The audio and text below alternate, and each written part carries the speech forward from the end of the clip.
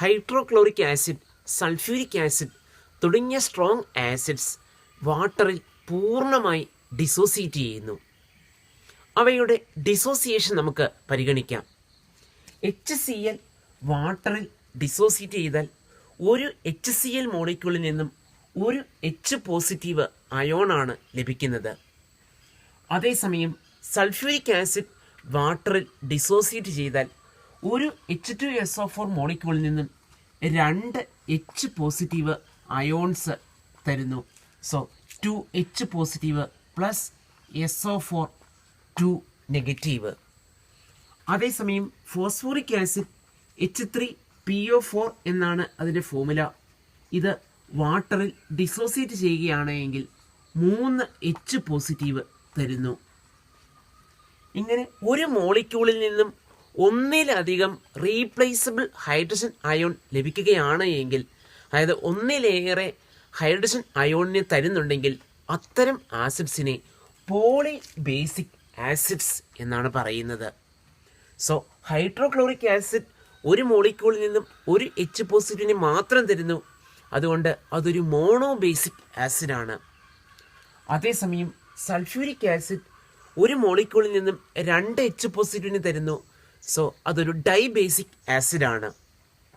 അതേസമയം phosphoric acid 3 H പോസിറ്റീവിനെ തരുന്നു. അതൊരു ട്രൈ ബേസിക് ആസിഡാണ്. ഇങ്ങനെയുള്ള പോളി ബേസിക് ആസിഡ്സ് ഒന്നിലേറെ സ്റ്റെപ്പുകളിലായിരിക്കും ഡിസോസിയേറ്റ് ചെയ്യുന്നത്. Hydrochloric acid, sulphuric acid, nitric acid തുടങ്ങിയവ സ്ട്രോങ് ആസിഡ്സ് ആണ്. അതായത് അവ വാട്ടറിൽ പൂർണ്ണമായി അയോണൈസ് ചെയ്യുന്നു. എന്നാൽ അസറ്റിക് ആസിഡ് ഒരു വീക്ക് ആസിഡാണ്. അത് ഭാഗികമായി മാത്രമാണ് വാട്ടറിൽ അയോണൈസ് ചെയ്യുന്നത്. ഒരു ആസിഡ് എന്തുമാത്രം സ്ട്രോങ് ആണ് എന്നത് ഏതെല്ലാം ഫാക്ടേഴ്സിനെയാണ് ഡിപ്പെൻഡ് ചെയ്യുന്നത് എന്നാണ് നമ്മൾ പരിഗണിക്കുന്നത്. ഒരു ആസിഡിനെ നമ്മൾ HA എന്ന് ജനറൽ റെപ്രസെൻ്റ് ചെയ്താൽ അവിടുത്തെ ആ HA ബോണ്ട് സ്ട്രോങ് ആണ് എങ്കിൽ അത് ഡിസോസിയേറ്റ് ചെയ്യാൻ അല്ലെങ്കിൽ ബ്രേക്ക് ചെയ്യാൻ വളരെയധികം എനർജി വേണ്ടിവരും. സോ ആ ആസിഡ് ഭാഗികമായി മാത്രമാണ് ഡിസോസിയേറ്റ് ചെയ്യുന്നത്, അല്ലെങ്കിൽ ആ ആസിഡ് ഒരു വീക്കായിരിക്കും. അതേസമയം HA ബോണ്ട് വളരെ വീക്കാണെങ്കിൽ ആ ബോണ്ട് വളരെ ഈസിയായി ബ്രേക്ക് ചെയ്യാനും അത്തരം ആസിഡ്സ് സ്ട്രോങ് ആസിഡുമായിരിക്കും. നമുക്ക് ഒരു ഗ്രൂപ്പിലെ ഡിഫറെൻ്റ് എലമെൻസിൻ്റെ അസിഡിക് സ്ട്രെങ്ത് പരിഗണിക്കാം. ഉദാഹരണമായി ഹാലജൻ ഫാമിലി 17th ഗ്രൂപ്പിലെ എലമെൻസിൻ്റെ acids HF, then HCl, HBr, then HI. നമുക്കറിയാം ഒരു ഗ്രൂപ്പിൽ താഴേക്ക് വരുന്തോറും അറ്റോമിക് സൈസ് ഇൻക്രീസ് ചെയ്യും. ഇവിടെ ഫ്ലൂറിനാണ് അറ്റോമിക് സൈസ് ഏറ്റവും കുറവ്, അയഡിനാണ് അറ്റോമിക് സൈസ് ഏറ്റവും കൂടുതൽ. സോ ഇവിടെ HF ബോണ്ട് പരിഗണിക്കുകയാണ് എങ്കിൽ ഹൈഡ്രജൻ ആറ്റവും ഫ്ലൂറിൻ ആറ്റവും വളരെ ചെറിയ ആറ്റംസ് ആണ്. അതുകൊണ്ട് ഇവ തമ്മിലുള്ള ഓവർലാപ്പിംഗ് എന്ന് പറയുന്നത് വളരെ എഫക്റ്റീവായിരിക്കും. അതേസമയം ഗ്രൂപ്പിൽ താഴോട്ട് വരുന്തോറും ഹാലജൻസിൻ്റെ സൈസ് കൂടുന്നു. ഉദാഹരണമായി അയഡിൻ ആറ്റം എന്ന് പറയുന്നത് വളരെ വലിയ ആറ്റമാണ്. അതുകൊണ്ട് ഇവിടുത്തെ HI ബോണ്ട്, ഹൈഡ്രജൻ ആറ്റം ചെറിയ ആറ്റമാണ്, അയഡിൻ എന്ന് പറയുന്നത് വളരെ വലിയ ആറ്റമാണ്.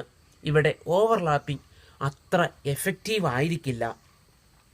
സോ ഹൈഡ്രജനും അയഡിനും തമ്മിലുള്ള ബോണ്ട് എന്ന് പറയുന്നത് വീക്കായിരിക്കും.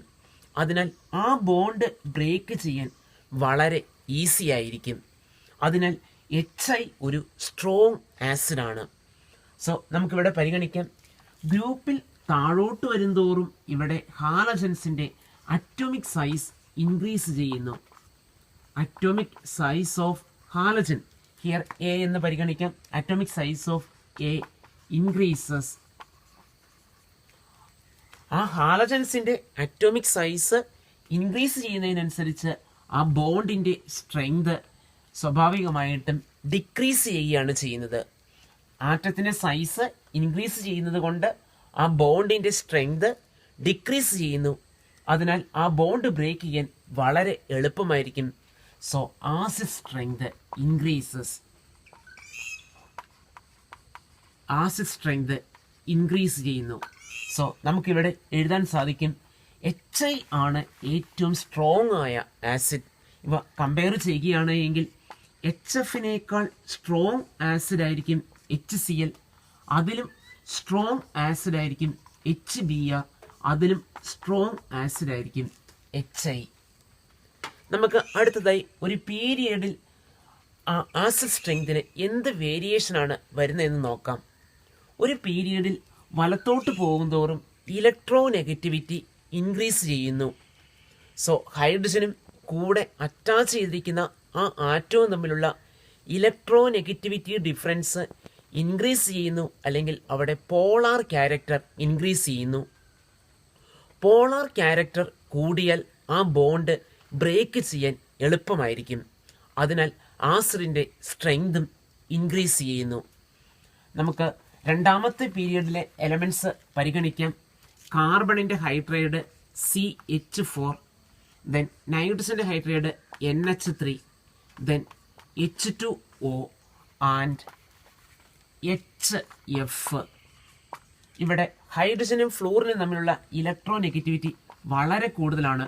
2.1ഉം 4.0യുമാണ്. ഇവിടെ ഓക്സിജൻ 3.5, ഹൈഡ്രജൻ 2.1, നൈട്രജൻ 3.0, ഹൈഡ്രജൻ 2.1, ഇവിടെ ഹൈഡ്രജൻ 2.1, 2.5. സോ ഒരു പീരിയഡിൽ വലത്തോട്ട് പോകുന്തോറും ഇലക്ട്രോ നെഗറ്റിവിറ്റി ഇൻക്രീസ് ചെയ്യുന്നു. അതുകൊണ്ട് ആ ബോണ്ടിൻ്റെ പോളാർ നേച്ചർ ഇൻക്രീസ് ചെയ്യും. സോ ഇങ്ങോട്ട് പോകുന്തോറും polar nature increases.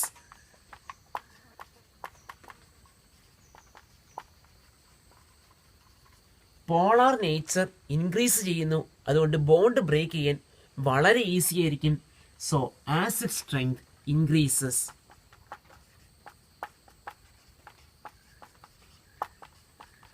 Acid strength increases. ഈ കോമ്പൗണ്ട്സ് പരിഗണിക്കുകയാണ് എങ്കിൽ CH4നേക്കാൾ മോർ അസിഡിക് ആയിരിക്കും NH3, NH3യേക്കാൾ മോർ അസിഡിക് ആയിരിക്കും H2O, H2Oയേക്കാൾ മോർ അസിഡിക് ആയിരിക്കും HF. അസിറ്റിക് ആസിഡ് ഒരു വീക്ക് ആസിഡ് ആണ് എന്ന് നമുക്കറിയാം. അതായത് അത് വാട്ടറിൽ ഡിസോൾവ് ചെയ്ത് കഴിയുമ്പോൾ ഭാഗികമായി മാത്രമാണ് ഡിസോസിയേറ്റ് ചെയ്യുന്നത്. അസിറ്റിക് ആസിഡിൻ്റെ അയോണൈസേഷൻ അല്ലെങ്കിൽ ഡിസോസിയേഷൻ നമുക്ക് പരിഗണിക്കാം. അസിറ്റിക് ആസിഡ് അക്വസ് മീഡിയത്തിലായിരിക്കുമ്പോൾ അത് ഡിസോസിയേറ്റ് ചെയ്ത് H+ അസറ്റേറ്റ് അയോണും ഫോം ചെയ്യുന്നു. ഇതൊരു ഓർഗാനിക് ആസിഡാണ്. ഫോർമുല ശ്രദ്ധിക്കുക, CH3COOH. അതിൽ നിന്നും H+ CH3COO- ലഭിക്കുന്നത്. നമ്മൾ 100 അസറ്റിക് ആസിഡ് മോളിക്യൂൾ പരിഗണിക്കുകയാണ് എങ്കിൽ അക്വസ് മീഡിയത്തിലായിരിക്കുമ്പോൾ അതിൽ 20 അസറ്റിക് ആസിഡ് മോളിക്യൂൾസ് മാത്രമാണ് ഡിസോസിയേറ്റ് ചെയ്ത് അസറ്റേറ്റ് അയോണും ഹൈഡ്രജൻ അയോണും ഉണ്ടാകുന്നത്. ഇങ്ങനെയുള്ള അസറ്റിക് ആസിഡ് സൊല്യൂഷനിലേക്ക് സോഡിയം അസറ്റേറ്റ് ആഡ് ചെയ്യുകയാണ് എന്ന് പരിഗണിക്കുക. സോഡിയം അസറ്റേറ്റ് ഫോർമുല CH3COONA ആണ്. അതായത് Na+ അസറ്റേറ്റ് അയോണും. സോഡിയം അസറ്റേറ്റ് ആഡ് ചെയ്യുകയാണ് എങ്കിൽ അസറ്റിക് ആസിഡിൻ്റെ ഡിസോസിയേഷൻ ലോവർ ചെയ്യുന്നു. നമ്മൾ ലേഷാർഡിയ പ്രിൻസിപ്പിൾ പഠിച്ചിട്ടുണ്ട്. ഇവിടെ സോഡിയം അസറ്റേറ്റ് ആഡ് ചെയ്താൽ ഈ ഇക്വിലിബ്രിയത്തിലേക്ക് അസറ്റേറ്റ് അയോണിൻ്റെ കോൺസെൻട്രേഷൻ കൂടുന്നു. നമുക്കറിയാം ഇവിടെ അസറ്റേറ്റ് അയോൺ എന്നത് ഡിസോസിയേഷൻ വഴി ഉണ്ടാകുന്ന ഒരു അയോണാണ്. അതായത് ആ ഇക്വിലിബ്രിയത്തിലെ ഒരു പ്രോഡക്റ്റ് ആണ്. ആ പ്രോഡക്റ്റിൻ്റെ കോൺസെൻട്രേഷൻ കൂടുകയാണ് ചെയ്യുന്നത്. അങ്ങനെ പ്രോഡക്റ്റിൻ്റെ കോൺസെൻട്രേഷൻ കൂടിയാൽ ആ പ്രോഡക്റ്റിൻ്റെ കോൺസെൻട്രേഷൻ കുറയ്ക്കുന്ന ബാക്ക്വേർഡ് പ്രോസസ്സ് സ്പീഡപ്പ് ചെയ്യും. അതായത് ഇക്വിലിബ്രിയം ലെഫ്റ്റിലേക്ക് ഷിഫ്റ്റ് ചെയ്യുന്നു. അതിൻ്റെ ഫലമായി അസറ്റിക് ആസിഡിൻ്റെ ഡിസോസിയേഷൻ ഗെറ്റ്സ് ലോവേഡ്. ഇങ്ങനെ ഒരു വീക്ക് ആസിഡിൻ്റെയോ അതല്ലെങ്കിൽ ഒരു വീക്ക് ബേസിൻ്റെയോ ഡിസോസിയേഷൻ കുറയ്ക്കുന്നതിനെയാണ് കോമൺ അയോൺ എഫക്റ്റ് എന്ന് പറയുന്നത്. The lowering of the dissociation of a weak acid or a weak base by adding a common ion to it. ഒരു കോമൺ ആയ അയോൺ ആഡ് ചെയ്ത് ഒരു വീക്ക് ബേസിൻ്റെയോ അല്ലെങ്കിൽ ഒരു വീക്ക് ആസിഡിൻ്റെയോ ഡിസോസിയേഷൻ ബോധപൂർവം കുറയ്ക്കുന്നതിനെയാണ് കോമൺ അയോൺ എഫക്റ്റ് എന്ന് പറയുന്നത്. ഇതിന് പിന്നിലെ ബേസിക് പ്രിൻസിപ്പിൾ ലെ ഷാട്ലിയർ പ്രിൻസിപ്പിളാണ്. നമുക്ക് എക്സാമിന് പതിവായി ചോദ്യം വരാറുണ്ട്. ഇങ്ങനെയായിരിക്കാം ചോദ്യം: sodium acetate is added to acetic acid solution. What happen to the dissociation or ionisation of acetic acid? ഇവിടെ നമ്മൾ മനസ്സിലാക്കേണ്ടത് സോഡിയം അസറ്റേറ്റിൽ അസറ്റേറ്റ് അയോൺ ഉണ്ട്. അത് അസറ്റിക് ആസിഡ് ഡിസോസിയേറ്റ് ചെയ്തുണ്ടാകുന്ന ആ അയോണിന് കോമൺ ആയ ഒരു അയോണാണ്. സോ കോമൺ അയോൺ എഫക്റ്റ് ഉണ്ടാകുന്നത് കൊണ്ട് അസറ്റിക് ആസിഡിൻ്റെ ഡിസോസിയേഷൻ ലോവർ ചെയ്യുന്നു. ഇതിന് പിന്നിലെ പ്രിൻസിപ്പിൾ എന്നത് ലെ ഷാട്ലിയർ പ്രിൻസിപ്പിളാണ്. ആസിഡും ബേസും കമ്പൈൻ ചെയ്ത് സോൾട്ടും വാട്ടറും കിട്ടുന്ന ന്യൂട്രലൈസേഷൻ റിയാക്ഷൻ നമ്മൾ ലോവർ ക്ലാസ്സിൽ പഠിച്ചിട്ടുണ്ട്. ഉദാഹരണമായി NaOHും HClഉം കമ്പൈൻ ചെയ്താൽ NaCl എന്ന സോൾട്ടും ദെൻ വാട്ടറും കിട്ടും. ഈ റിയാക്ഷനെയാണ് ന്യൂട്രലൈസേഷൻ റിയാക്ഷൻ എന്ന് പറയുന്നത്. ന്യൂട്രലൈസേഷൻ റിയാക്ഷൻ വഴി ഉണ്ടാകുന്ന ഒരു സോൾട്ടിൻ്റെ ഫോർമുല നൽകിയാൽ അത് ഏത് ആസിഡും ഏത് ബേസും കമ്പൈൻ ചെയ്താണ് ഉണ്ടാകുന്നതെന്ന് നമുക്ക് പറയാൻ സാധിക്കും. ഉദാഹരണമായി NaCl നമ്മൾ പരിഗണിക്കുകയാണ് എങ്കിൽ ഇവിടെ കാറ്റയോൺ എന്ന് പറയുന്നത് Na പോസിറ്റീവാണ്, ആനയോൺ Cl നെഗറ്റീവാണ്. ഈ സോൾട്ട് ലഭിക്കുന്നതിന് വേണ്ട ആൽക്കലി അല്ലെങ്കിൽ ബേസ് ലഭിക്കുന്നതിനായി ആ കാറ്റയോണിൻ്റെ ഒപ്പം OH ഗ്രൂപ്പ് ആഡ് ചെയ്യുന്നു. ആസിഡിൻ്റെ ഫോർമുല ലഭിക്കുന്നതിനായി ആനയോണിൻ്റെ ഒപ്പം H പോസിറ്റീവ് ആഡ് ചെയ്താൽ മതിയാകും. സോ സോൾട്ടിൻ്റെ ഫോർമുല തന്നാൽ അവിടെ ആവശ്യമുള്ള ആൽക്കലി കിട്ടാൻ കാറ്റയോണിൻ്റെ ഒപ്പം Naയുടെ ഒപ്പം OH നെഗറ്റീവ് ചേർക്കുന്നു. സോ NaOHും ആനയോൺ Cl നെഗറ്റീവാണ്, അതിൻ്റെ ഒപ്പം H പോസിറ്റീവും ആഡ് ചെയ്താൽ മതി. സോ NaOHും HClഉം കമ്പൈൻ ചെയ്താണ് NaCl എന്ന സോൾട്ട് ലഭിക്കുന്നത്. Another example KNO3 potassium nitrate. ഈ സോൾട്ട് ഏത് ആസിഡും ആൽക്കലിയും കമ്പൈൻ ചെയ്താണ് ഉണ്ടാകുന്നതെന്ന് അറിയാൻ വേണ്ടി ഇവിടുത്തെ കാറ്റയോൺ K പോസിറ്റീവ്, സോ Kയുടെ ഒപ്പം OH ചേർക്കുന്നു. സോ KOHും NO3 നെഗറ്റീവ് എന്ന ആനയോൺ അതിൻ്റെ ഒപ്പം H ചേർക്കുന്നു. സോ HNO3 അതായത് പൊട്ടാസ്യം ഹൈഡ്രോക്സൈഡും നൈട്രിക് ആസിഡും കമ്പൈൻ ചെയ്താണ് ഈ സോൾട്ട് ഉണ്ടാകുന്നത്. Similarly Na2SO4 sodium sulphate. ഇവിടെ SO4 2 നെഗറ്റീവും 2Na1 പോസിറ്റീവുമാണ്. സോ NAയുടെ കൂടെ OH ചേർക്കുന്നു. സോ 2NaOHും SO4 2 നെഗറ്റീവിൻ്റെ ഒപ്പം 2 H പോസിറ്റീവും ചേർക്കുന്നു. സോ H2SO4ഉം കമ്പൈൻ ചെയ്താണ് ഈ സോൾട്ട് ഉണ്ടാകുന്നത്. Similarly ammonium chloride NH4Cl. ഇവിടെ NH4 പോസിറ്റീവും Cl നെഗറ്റീവുമാണ്. NH4 പോസിറ്റീവിൻ്റെ ഒപ്പം OH ചേർക്കുന്നു. സോ NH4OH അഥവാ അമോണിയം ഹൈഡ്രോക്സൈഡും ദെൻ Cl നെഗറ്റീവിൻ്റെ ഒപ്പം H ചേർക്കുന്നു. HClഉം കമ്പൈൻ ചെയ്താണ് ഈ സോൾട്ട് ഉണ്ടാകുന്നത്. ന്യൂട്രലൈസേഷൻ റിയാക്ഷൻ വഴി ഉണ്ടാകുന്ന ആ സോൾട്ട് സൊല്യൂഷൻ പെർഫെക്റ്റ് ന്യൂട്രൽ ആണ് എന്നാണ് നമ്മൾ ലോവർ ക്ലാസ്സിൽ പഠിച്ചിരിക്കുന്നത്.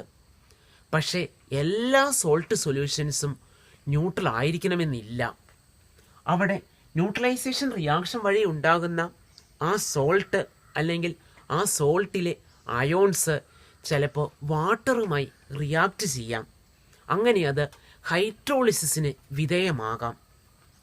ഹൈഡ്രോളിസിസിന് വിധേയമാകുന്നതിന് ഫലമായി റിസൾട്ടിംഗ് സൊല്യൂഷൻ എന്ന് പറയുന്നത് ചിലപ്പോൾ അസിഡിക്കോ ചിലപ്പോൾ ബേസിക്കോ ആയിരിക്കാം.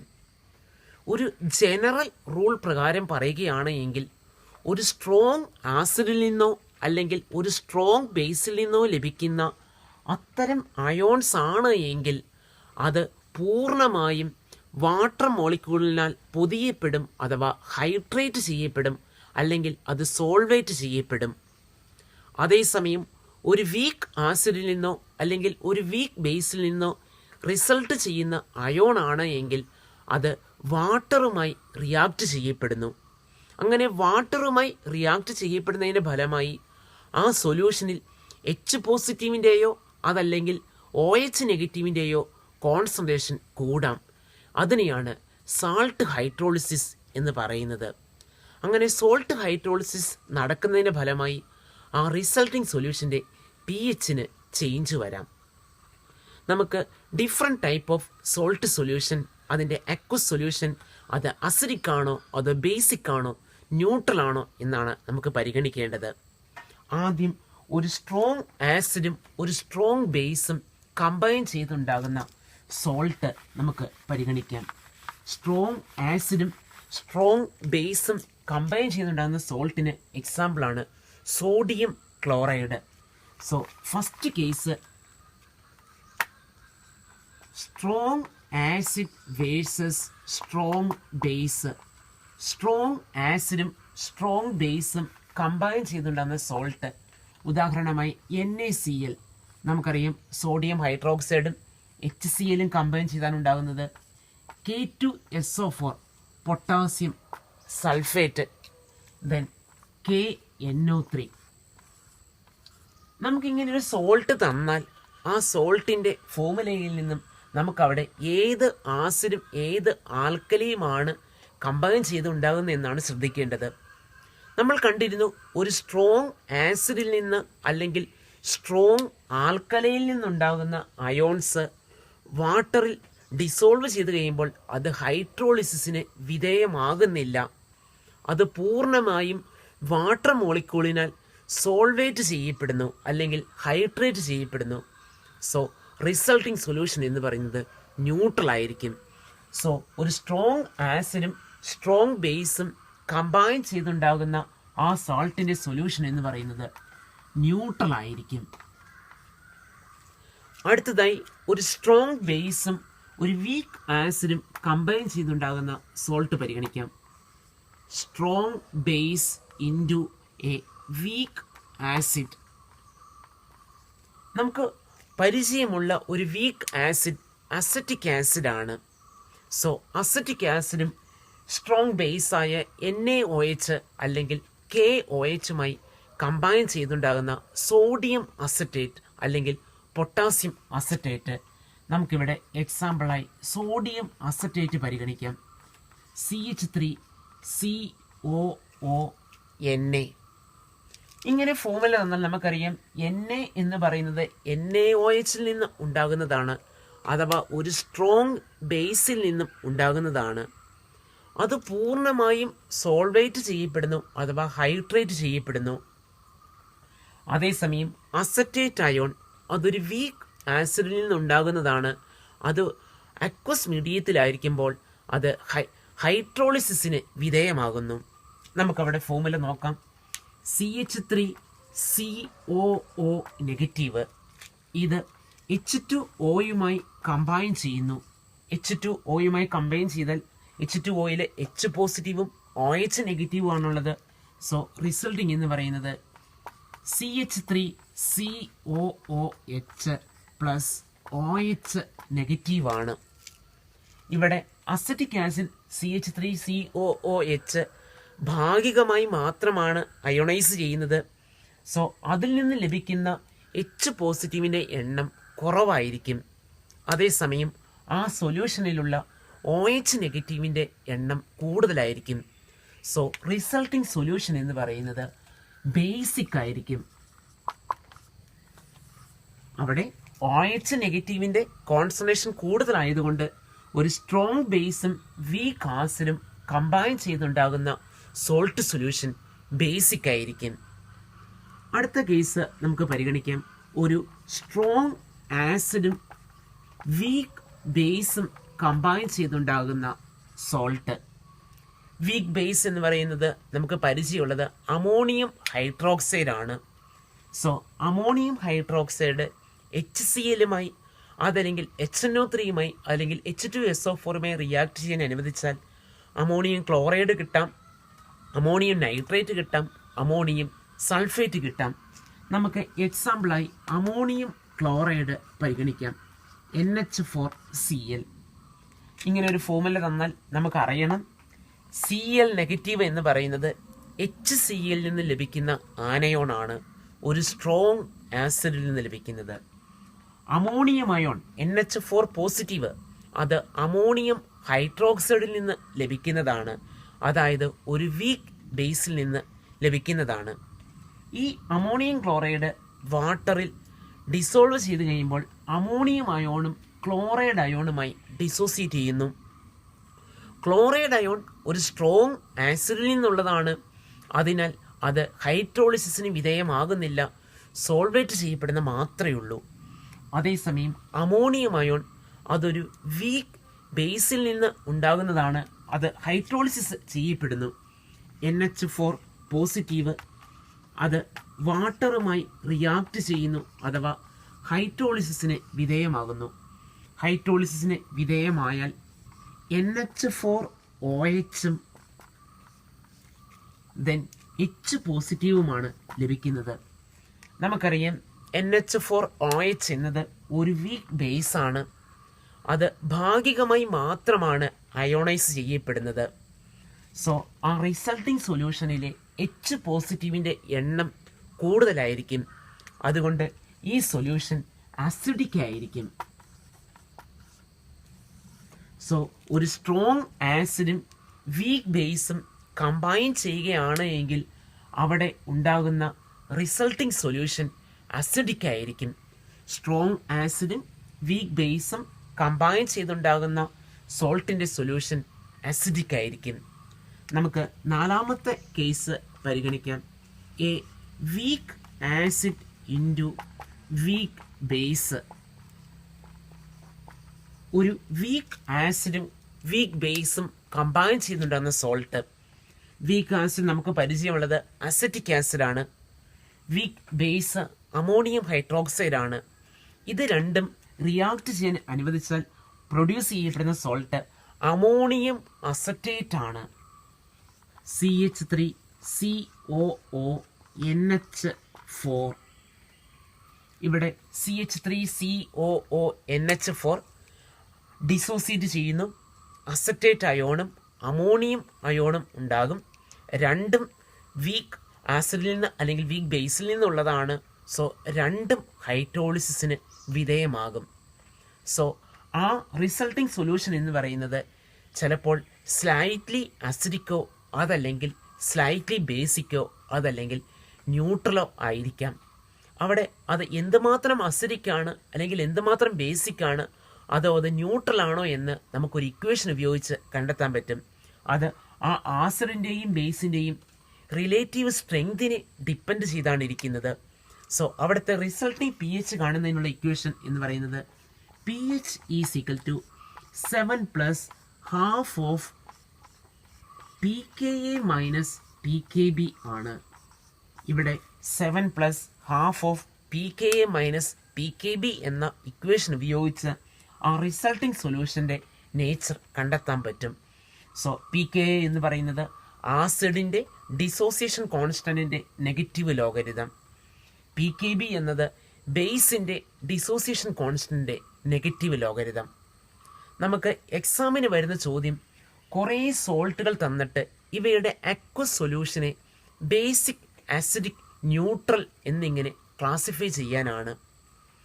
നമ്മൾ ആ സോൾട്ട് പരിശോധിക്കുക, അത് സ്ട്രോങ് ആസിഡും സ്ട്രോങ് ബേസും കമ്പൈൻ ചെയ്തുണ്ടാകുന്ന സോൾട്ടാണ് എങ്കിൽ ഉറപ്പായും ന്യൂട്രൽ എന്ന് പറയാൻ സാധിക്കും.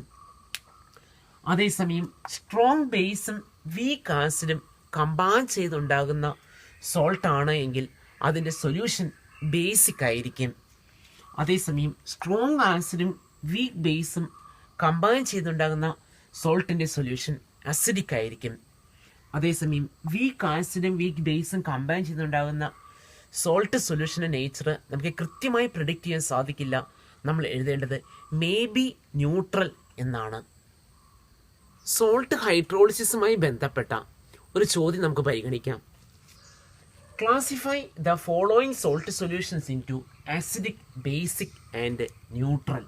Ammonium chloride, barium chloride, sodium acetate and ammonium acetate. നമ്മൾ ആദ്യം ജനറൽ റൂള് മനസ്സിലാക്കിയിരിക്കുക. സ്ട്രോങ് ആസിഡും സ്ട്രോങ് ബേസും കമ്പൈൻ ചെയ്തുണ്ടാകുന്ന സോൾട്ടാണ് എങ്കിൽ അതിൻ്റെ സൊല്യൂഷൻ ന്യൂട്രൽ ആയിരിക്കും. വീക്ക് ആസിഡും വീക്ക് ബേസും കമ്പൈൻ ചെയ്തുണ്ടാകുന്ന സോൾട്ട് സൊല്യൂഷനും മേ ബി ന്യൂട്രൽ ആയിരിക്കും. അതേസമയം ഒരു വീക്ക് ആൻഡ് സ്ട്രോങ് കമ്പൈൻ ചെയ്യുകയാണ് എങ്കിൽ ഏതാണോ സ്ട്രോങ് അതിൻ്റെ നേച്ചറാണ് കാണിക്കുന്നത്. നമുക്ക് ഓരോന്നും പരിഗണിക്കാം. അമോണിയം ക്ലോറൈഡ് എന്നത് ഒരു വീക്ക് ബേസായ അമോണിയം ഹൈഡ്രോക്സൈഡും സ്ട്രോങ് ആസിഡായ HCl കമ്പൈൻ ചെയ്തുണ്ടാകുന്നതാണ്. അതിനാൽ സ്ട്രോങ് ആയ ആസിഡിൻ്റെ നേച്ചറായിരിക്കും റിസൾട്ടിംഗ് സോൾട്ട് സൊല്യൂഷന്. So resulting salt solution will be acidic. Next barium chloride. ഇവിടെ ബേരിയം ഹൈഡ്രോക്സൈഡും HCl കമ്പൈൻ ചെയ്തുണ്ടാകുന്നതാണ്. ബേരിയം എന്ന് പറയുന്നത് സെക്കൻഡ് ഗ്രൂപ്പിലെ എലമെൻ്റ് ആണ്. അതിൻ്റെ ഹൈഡ്രോക്സൈഡ് സ്ട്രോങ് ബേസ് ആണ്. സോ ഒരു സ്ട്രോങ് ബേസും HCl എന്ന സ്ട്രോങ് ആസിഡും കമ്പൈൻ ചെയ്യുന്നു. So the resulting salt solution will be neutral. Then sodium acetate. ഒരു വീക്ക് ആസിഡായ അസിറ്റിക് ആസിഡും സ്ട്രോങ് ബേസായ NaOH കമ്പൈൻ ചെയ്യുന്നു. സോ സ്ട്രോങ്ങിൻ്റെ നേച്ചർ കാണിക്കും. അതായത് റിസൾട്ടിംഗ് സൊല്യൂഷൻ എന്ന് പറയുന്നത് ബേസിക് ആയിരിക്കും. Then ammonium acetate. ഇവിടെ അസറ്റിക് ആസിഡും അമോണിയം ഹൈഡ്രോക്സൈഡും കമ്പൈൻ ചെയ്തുണ്ടാകുന്നതാണ്. രണ്ടും വീക്കാണ്. സോ അവിടെ നമുക്ക് അസിഡിക് ആണ്, ബേസിക് ആണ്, ന്യൂട്രൽ ആണ് എന്ന് പ്രെഡിക്റ്റ് ചെയ്യാൻ സാധിക്കില്ല. സോ നമ്മൾ മേ ബി ന്യൂട്രൽ എന്ന് എഴുതിയാൽ മതിയാകും. അടുത്ത ചോദ്യം, pKa of acetic acid and pKb of ammonium hydroxide are 4.76 and 4.75 respectively. Calculate the pH of the ammonium acetate solution. ഒരു വീക്ക് ആസിഡായ അസറ്റിക് ആസിഡിൻ്റെയും വീക്ക് ബേസായ അമോണിയം ഹൈഡ്രോക്സൈഡിൻ്റെയും pKaയും pKbയും യഥാക്രമം ഇവയാണ്. ആ ആസിഡും ബേസും കമ്പൈൻ ചെയ്തുണ്ടാകുന്ന അമോണിയം അസറ്റേറ്റ് സൊല്യൂഷൻ്റെ pH കണ്ടെത്തുകയാണ് വേണ്ടത്. ഒരു വീക്ക് ആസിഡും ഒരു വീക്ക് ബേസും കമ്പൈൻ ചെയ്തുണ്ടാകുന്ന സോൾട്ട് സൊല്യൂഷൻ്റെ pH കണ്ടെത്തുന്നതിനുള്ള ഇക്വേഷൻ നമ്മൾ പഠിച്ചിരുന്നു. pH is equal to 7 plus half of pKa minus pKb ആണ്. നമുക്ക് pKaയും pKbയും തന്നിട്ടുണ്ട്. കറക്റ്റായി സബ്സ്റ്റിറ്റ്യൂട്ട് ചെയ്താൽ മതിയാകും. So it is equal to 7 plus half of pKa. Acetic ആസിഡിൻ്റെ pKa എന്ന് പറയുന്നത് 4.76 ആണ്. Minus pKb of ammonium hydroxide 4.75 ആണ്. ഇത് കാൽക്കുലേറ്റ് ചെയ്താൽ നമുക്ക് കിട്ടുന്ന ആൻസർ 7.005 എന്നാണ്. അതായത് അമോണിയം അസറ്റേറ്റ് സൊല്യൂഷൻ എന്ന് പറയുന്നത് സ്ലൈറ്റ്ലി ബേസിക് ആയിരിക്കും.